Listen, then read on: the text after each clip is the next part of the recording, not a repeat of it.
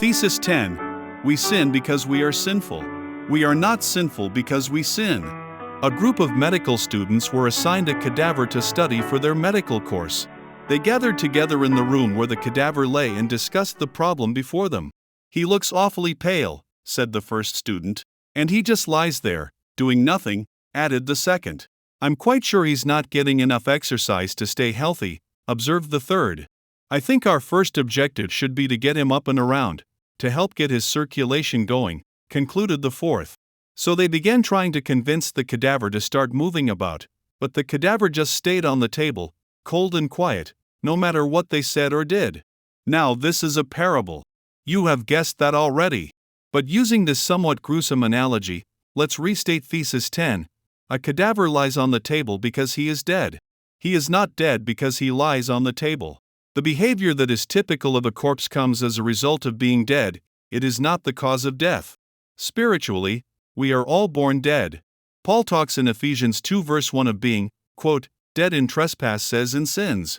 The sinful deeds which sinful people commit are only the result of that condition, not the cause.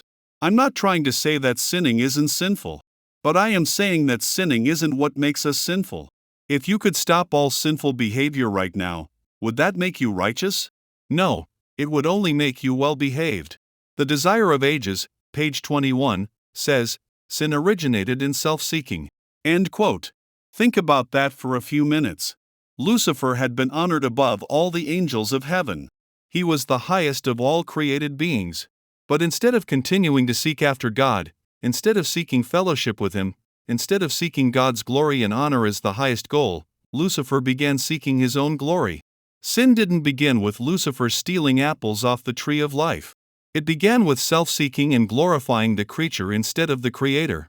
It's a law of the universe that it is impossible to seek God's glory and our own glory at the same time. The first of the three angels in Revelation 14 comes with a message to every nation, and kindred, and tongue, and people. Fear God, and give glory to Him. Verse 7. The work of the gospel has no room for the glory of man.